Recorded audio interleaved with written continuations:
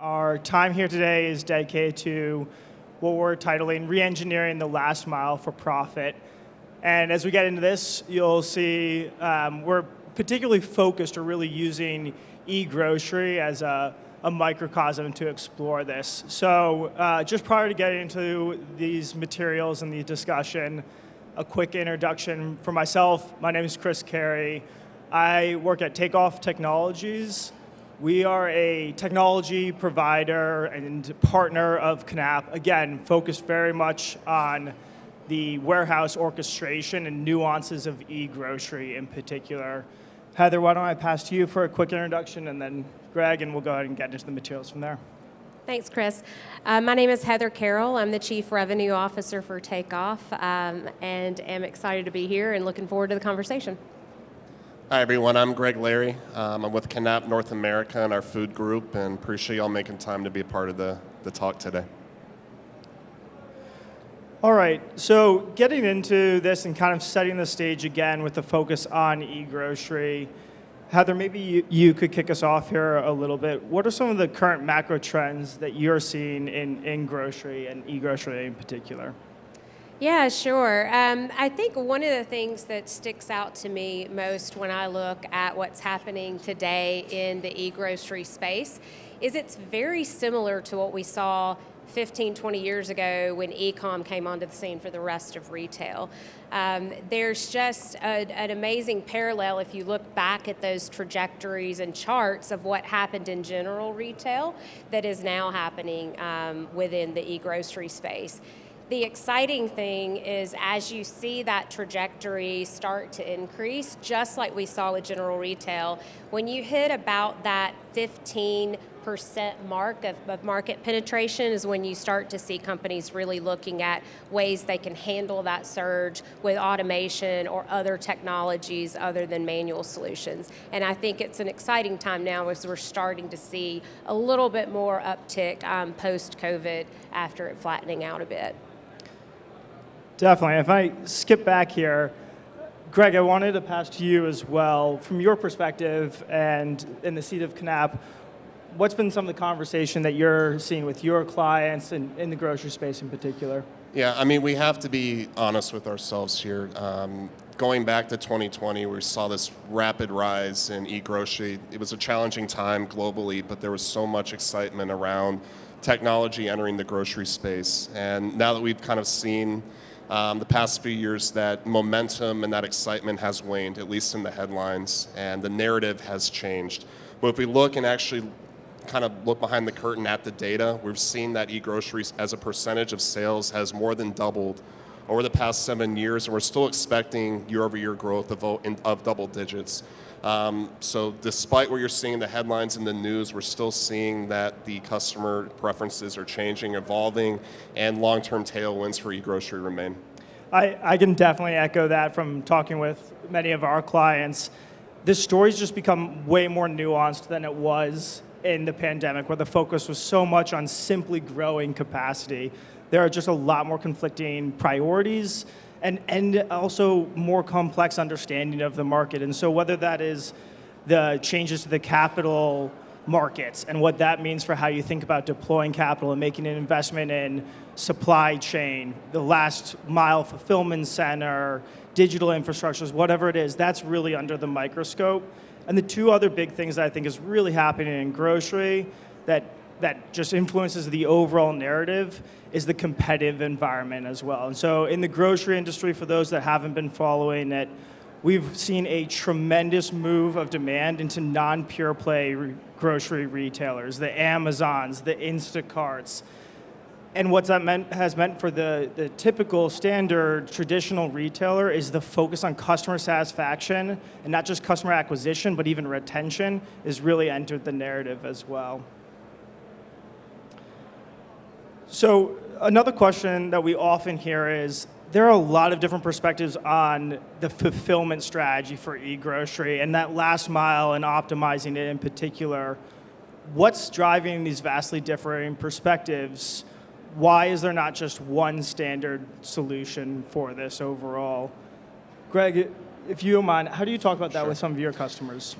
So I think it's important to remember the grocery space, you're taking something that was largely uninterrupted for the past 100 years, and then all of a sudden you're inserting a bunch of different sorts of technologies, different providers. So of course, when you have this rapid change, there's going to be different perspectives and a divergence of opinions that come out of that as a result. But combining technology, all of our customer situations vary. There's different real estate that's available, different strategies as far as how I want to fulfill these orders, how close am I to the customer, do I want one centralized fulfillment space or do I want a series of smaller micro-fulfillment centers, for example. All this creates different opinions that are now clashing, and we're trying to kind of see our way through that, and maybe it's possible that a customer will have multiple providers as a result of this. I don't think that's out of the realm of possibility, but combining to that, we've had all this momentum in the grocery space. We've had new players and vendors enter automation, and they're really cool technologies. There's a lot of cool providers on the market that maybe they don't have decades worth of experience like some of the others do, and these reference sites to fall back on. So there's a bit of a leap of faith there to kind of go these new trendy routes. The leap of faith piece, I like what you're bringing up there, and it can feel strange, I think, in a conference, a setting like this. Supply chain, distribution center, automation strategy, it's a much more tried and true and tested market and set of solutions. To your point, Heather, around the level of experience that e-commerce in generally has had in this area. When you start talking about fulfillment, customer, B2C, and grocery, which admittedly is maybe not the most technologically cutting edge industry, it introduces a lot of nuance that probably as a supply chain, distribution center, a focus team, you might not be considering why this is so different and so hard for some of the players in this industry. One thing that at Takeoff we talk a lot about with our clients is when you're thinking about designing this optimal e-grocery fulfillment strategy, you can't simplify this conversation without risking making the wrong decision or not fully optimizing it, but you absolutely can structure it. You can think about what are the key variables, what are the priorities that you have as a business, whether that is express order fulfillment, which is very popular, very powerful, especially in e-grocery, overall labor costs and driving those down, and profitability, total volume, whatever it might be. And then what are the decisions that you have as a retailer? What's your assortment offering? What real estate market are you playing in? And you do need to think about these different variables. You don't want to simplify it down to just one variable and not consider the others, but you need to structure that, think about what your priorities are, and then allow, as you were saying, Greg, that network strategy to fall out from there. And that's how you get to what it can be an optimized solution. The, I believe, third question that we have outlined here is, how are you tackling market conditions and the asks that you're getting from your clients? And help us put that in perspective of how this has changed a little bit over the last 7 years, how you, KNAPP, Takeoff are adapting. Heather, you started to talk a little bit about this with the similarities in e-commerce overall. Do you mind if I pass to you to talk a little bit about this past 7 years and where things are going? Yeah, sure. I mean, I think it's interesting. So if you think about kind of the three core things over the last 7 years that people have been focused on, it's all been around market share and competitive abilities. It's been around profitability. As most everyone knows, grocery is notoriously operated on very slim margins.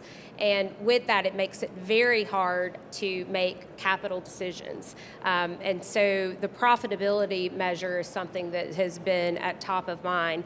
And then there's the capacity. How do we leverage the inventory that we have in the stores in particular to then deliver? Do we deliver out of the store? Do we do a hub and spoke model? So all of that has started to evolve over the last 7 years, but those three core priorities have all kind of remained consistent. They've just been a focus at different points in time. We saw really from an early adopter, early mover standpoint, all the way to now, where the conversation's really more about how do I get to unified commerce and adaptive retail so that I have a true omni-channel approach to my e-commerce and I can leverage all nodes within my network in order to fulfill that customer promise.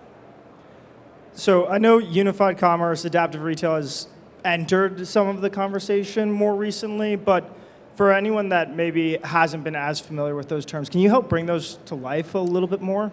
Yeah, so the thought around unified commerce is essentially as a lot of folks that are here that have been in supply chain know, and not specifically around micro fulfillment or the grocery, is it's similar to what we went through like in the early 2000s, even around 2010, 2015, where everyone started moving from big million square foot facilities that were just fulfilling stores, and those facilities were only designed to ship mostly full cases to get to the store. And then over time, with the rise of e-commerce, we saw a shift of, okay, well now we've got to start doing break pack and sending these individual items out. And while that started being done at those regional buildings, it was very evident quickly on that the automation systems in place and the software in place really couldn't handle both omni-channel type solutions or orders.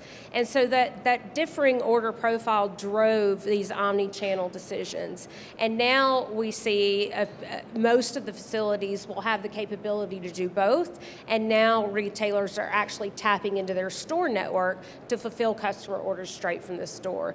So it's really having the ability to look at your orders that are coming in, look at your network, and unify that for the customer so they have no exposure to how you're fulfilling that order, but you're unified across being able to leverage your store network and footprint, looking at hub and spoke options, and then leveraging your larger regional buildings as well. And I think it makes a lot of sense, especially in an industry like grocery that has such a large footprint, both in terms of brick and mortar retail, but also these supply chains. It's also, I have to believe, a lot harder than it sounds. I mean, Yeah. simply, no one in their right mind would choose to replenish other stores from a brick and mortar retail store. It's just not laid out for that at all. And I think traditionally, most of these distribution centers aren't typically laid out for the direct to consumer break pack individual unit picking. And so it's probably been a real transition, I have to imagine. Is that, I hope I'm not speaking out of turn in saying that. No, I think that's right. And you can look and see, you made a statement earlier about it's 70% of e-com for grocery that is being fulfilled by third parties like the Instacarts, the DoorDash, Amazon, Walmart. So if you're a grocer, you're looking at that, and 70% of the e-commerce volume is going to someone else. And so that ability to leverage your strongest asset, which is your store footprint that is closest to the customer, is super critical. But doing that in a way if you think about a big warehouse, and again, I go back to the early days when everybody was just picking with paper and manual picking, and you're just walking these large pick paths. When I walk into a grocery store and I see all of these shoppers manually picking in the aisle, it's very similar in my mind to, you can do that until you get the order volumes where that breaks down and it's no longer profitable. And so you've got to improve that customer experience, get those shoppers off the floor, and find another way to still be close to your customer, but leverage automation like our partners at KNAPP to be able to fulfill those orders more profitably. And coming back to the slide here and what we're showing on it, I think that reflecting this kind of transition in terms of what this top priority has been, and really coming to 2020 with the COVID boom, exactly what you're saying. The growing capacity was the number one item on everyone's mind at that time. Personally, to bring a bit of an anecdote into it, I was working very closely with one of our customers, a large grocer on the East Coast, and they had just started to deploy their micro-fulfillment strategy. And for them, the only KPI that they were looking at was order volume, or the number of order slots that were still available for customers at the end of the day. They did not want to leave any customer unable to get groceries in the middle of the pandemic at a time when, as we all know, there was a huge boom in it. And as a result, decisions around staffing, even assortment, some of these pieces were secondary. I'm not saying they weren't important at all, but they were secondary. And decisions were made on that facility to grow capacity. And as we started to come out of that initial crunch, I think probably this group in particular really remembers the supply chain and in-stock rate crunches that started to show up. This was particularly true in the grocery industry, where you have a huge SKU selection and can be very challenging to actually keep some of these very low lead time perishable items in stock. And that actually was a focus for these retailers, not just from a revenue perspective, having items in stock, but from a market share perspective as well, and competing against these Walmarts and the Instacarts as well. So it's been very interesting being on the front line and watching. It's always the same three pieces of conversation. What are we doing about customer retention and acquisition, our market share? What are we doing for overall capacity? As we all know, that's critical to driving a positive bottom line. And if we have that volume, are we servicing each order individually profitably? And I think 2024, even late 2023, is the first time in my experience that I really saw retailers feeling comfortable prioritizing all three and starting to understand how a strategy around all of them would look. So the next question here is, external factors have been driving automation. I think we've teed up some of these, but these are really important macroeconomic trends and trends within grocery in particular that are worth talking on. So where are retailers' heads right now, and what is anticipated for 2024 and beyond? Heather, do you want to? I'll let Greg take Greg, great. start with that one. I can certainly fill in. Okay. Yeah, I mean, there are many factors, but I think we're looking at a consumer that's been constricted by inflation. So we see as the cost of a basket's increasing, we're being more conscious of price. That's obviously impacting the amount of product that customers are willing to buy. So we're seeing, maybe I don't want to pay $5, $10 for delivery, maybe I'm going to go pick that up myself. So I think as we see this get more under control, that's going to lead back to the momentum of going back to e-grocery as that kind of comes down, and that repurchase rate that we're seeing is maybe 2/3 goes up to 70-75%. Again, the momentum has kind of flatlined, but long term we still see the tailwinds there and being able to reinforce that as we continue to go forward. Yeah, and I would add to that, I think when we talk about what it takes to do this profitably, and particularly looking at the last mile, the key is getting as close to the customer as possible. And I think there's a stat that in the conversations that I have with other retailers, the thing that scares people the most is the stat that 90% of the U.S. population lives within 10 miles of a Walmart. Walmart is doing $1 billion a month in e-commerce. They own 70%, they're part of that 70% share. 1 in every $4 spent on groceries is at Walmart. So this is something everyone has to pay attention to. Getting close to the customer is no longer a nice to have, it's a must have, because if you cannot meet that customer expectation of delivery and you can't do it profitably, then there are other people out there that will. I find that 1 in every $4 statistic, 1 in every $4 spent on online groceries in the U.S. is spent at Walmart to be absolutely astonishing. Yeah. I think the other metric that's on here, and coming back to where we started the conversation, is that e-grocery penetration rate. For January of 2024, just a few months ago, it reached what outside of the pandemic period is an all-time high for the U.S. at 13.4%. Heather, I think you had said in that 13 to 15% range is where we really saw a meaningful shift in e-commerce. Is that right? Yeah, it is. If you look back at the stats, I think it was around 2014-ish, 2015, where we started to see e-com penetration rates in general retail hit around that 15 to 18% mark. And that is when automation spend just went through the roof. And that we had some really good years in the industry around that time. And it's because at that threshold, it's just impossible to do it manually. Everything breaks down at that point when you've got those high order volumes. And that's what we're starting to see, and that's where we're starting to get to. And I think that's why you see companies like Walmart going so heavy into automation and changes that they're making in their stores for click and collect. If you've been to a Walmart recently, you've seen all the parking spaces that are converted for e-com pickup. And if you look at what they're doing in the front of the store, they're all being converted for more storage of customer orders. So it's definitely something that's happening and people are paying attention to for good reason. Well, and when you combine the two metrics that are on the right-hand side, that penetration piece, but also what's under winning customer share, the amount of concentration that we're seeing in a select few players, particularly non-pure play, it does help understand the narrative that you're seeing companies like Amazon, like Walmart, making heavy investments in automation, and some of the pure play retailers are just getting to the higher penetration rates. We've just seen a faster acceleration in these bigger players that are really, at this point in time, dominating the e-grocery industry.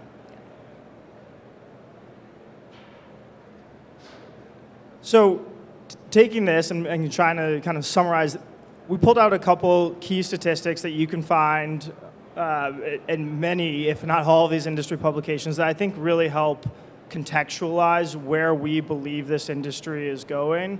And then on the next slide, we'll talk a little bit more about that last mile piece and how you have to consider that. But Greg, talk to us a little bit about some of these statistics. Yep, so talking about the 30 annual grocery MFCs, MFC is a term that's being, I'd say, used pretty broadly. So the way you and I may define MFC may not be the same as the audience, but I think the foundation that we're seeing this many year-over-year sites is allowing grocers and folks in the industry to kind of learn from these smaller sites and learn from automation. And not everything's going to go perfect. There's going to be growing pains. We understand that, and I think we have made adjustments to that, right? But as we continue to learn, continue how to make these sites profitable, that 20x annual growth is what I see as the long-term tailwinds. So as these grocers continue to operate these sites more profitably, we're all going to win together. There's going to be this growth that we're going to lock into, and 1 to 2 years from go live max potential, that's going to be critical for the long-term network strategy of our partners and from the folks that operate in this industry. Yeah, talking a little bit about that last one, the 1 to 2 years from go live until these facilities are really meeting max potential. That's one that's very much, I feel like, entered the conversation with some of our partners as of late. It's the recognition that while in the supply chain distribution side of the house, these are well-formed strategies, well-developed muscles, even for grocers in particular. The e-commerce side of this, recognizing when do you need to leverage the muscles of a brick and mortar retailer and when do you need to leverage the muscles of B2B distribution, has been one of the bigger challenges. And so we've seen many of our clients start to either pilot MFCs and are now breaking through this glass ceiling, if you will, as they learn how to adapt their systems. Or we've seen a recognition that you have to get stuck in a little bit here to learn how to change your organization, develop the digital capabilities, whatever it might be that as a traditional retailer you're lacking to get there. And so grocery in particular, being very, very low margin, is a very conservative industry. I think it's a well understood dynamic, and it's often referred to as a second mover industry. These grocers want to see a proven strategy and then will move very quickly on rolling out and implementing a similar one. And that's been a lot of the conversation around e-grocery. Why is there not one standard solution that everyone is using? I'm waiting to see that come through, and then we'll look to deploy it. And the recognition that if you wait for that period of time, you're still at best 2 years, let alone building time of getting your facilities in the ground and operating before you're ready to roll out that strategy, changes how you think about waiting and that second mover piece. And there's been a lot more interest and appetite, understanding this is an industry that's here to stay. I need to start getting involved in it to change my organization. Heather, I don't know, anything else that you would add on this, the growth, what you saw in the e-commerce piece overall? Yeah, no, I think you guys kind of hit all the points that I would have thought for this particular topic. I would say the the thing on the time that it takes to reach the max potential, I think the thing there that with last mile that everyone has to keep in mind is the real estate component. Because if you've got a dark store that you can convert, there's still some construction cost and time there to get that ready. If you are doing construction to an existing store to extend or add footprint in order to have an area for the automation to be in the back of the store, all of those types of factors come into play in this timeline because some of that can stretch it out a good bit. And so then you're looking at, you could be 12 to 18 months just to get the construction done. So it is something to think about early on and know that you've got to have enough time allowed to get the full project turned on and running. So the real estate piece is a nice segue into what I think is our last slide of content here, and then can open up to some questions. And the question that was posed to us is, can you provide some real-world insights? What have been the biggest business case challenges, profitability challenges for e-grocery? How does the last mile component of that factor in? And a phrase that gets said often, what can be done to make e-grocery viable? And so what we put on the slide here are insights from Takeoff and working with our retailers at the operating cost per order, and using this as a lens to understand where are there advantages from automation, but where do you also have to be mindful of actually going out and capturing those advantages. So if you think about just traditional grocery retail, that's the first bar that you have on here. Of course, you have your labor costs. That's predominantly inbound, put away in the grocery store, some checkout, cleaning, inventory management, of course. You'll have your overhead, or your overhead piece, that's the gray bar that you see next, the general cost of the real estate, and shrink, all of these different components. When you move to any type of fulfillment, you're of course introducing two major components. Outbound picking, that's typically done by the grocery customer, and a last mile cost, a true final mile cost if you're not doing pickup. That's just the simple truth of the model. There is no getting away from that. In fact, on the last mile piece, that might be the only one that you can truly manage down to zero with a real estate strategy, should you choose to go for click and collect only. That's probably your best way of managing out the cost.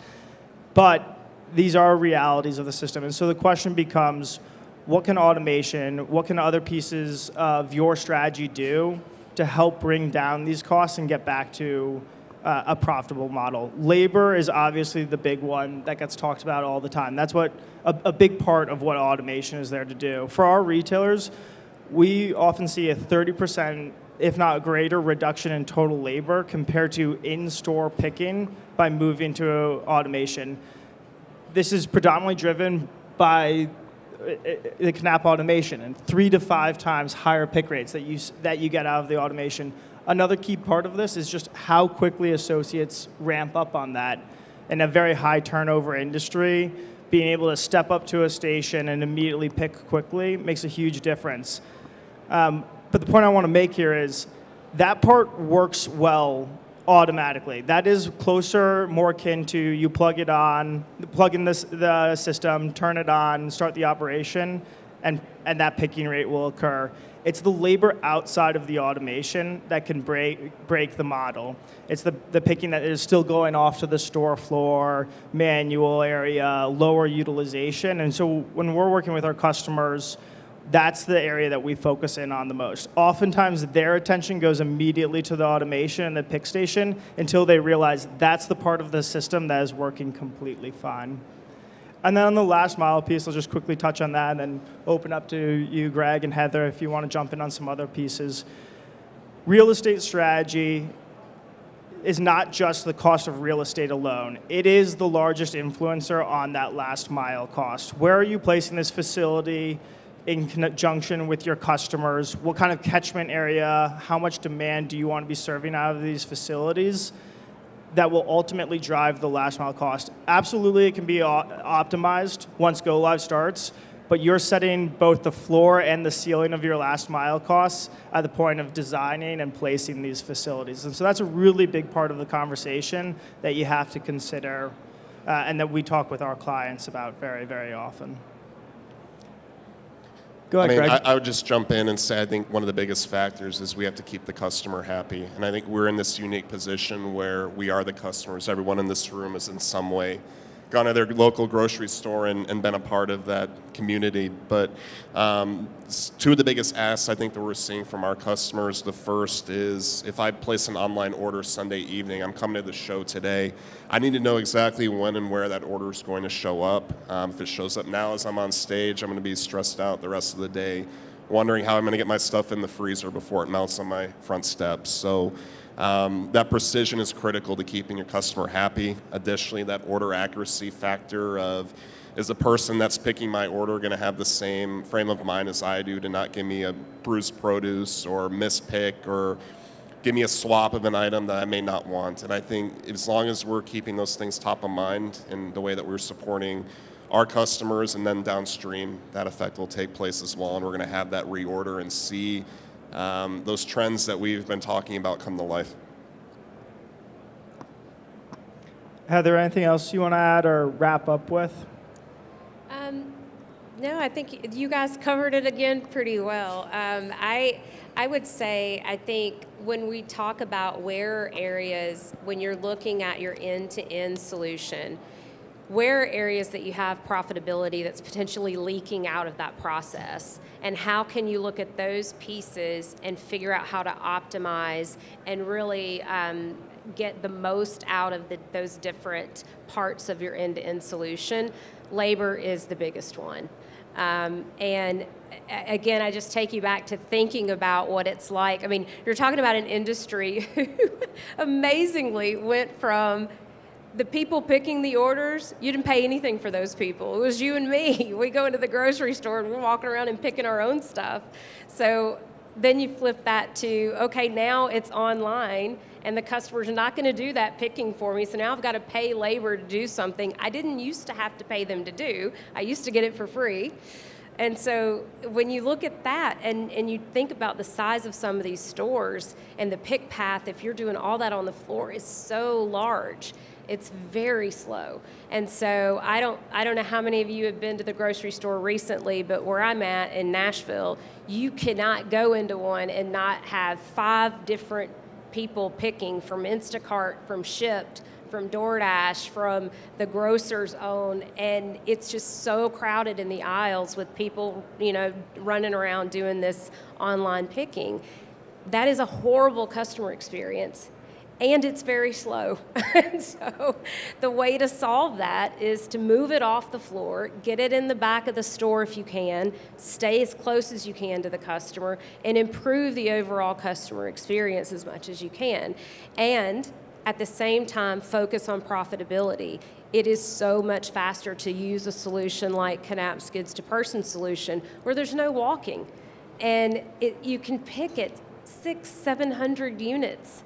You cannot do that on a store floor. So you get the best of both worlds. You're improving your customer experience for the folks that are in the store, and you're reducing your cost of labor overall. It's just the thing that makes the most sense, and it's the thing you can have the most control over when it comes to looking at doing it profitably.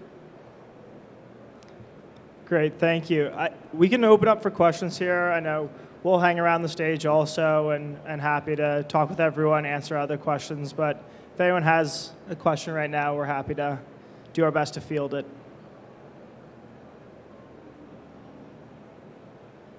All right, thank you very much, everyone.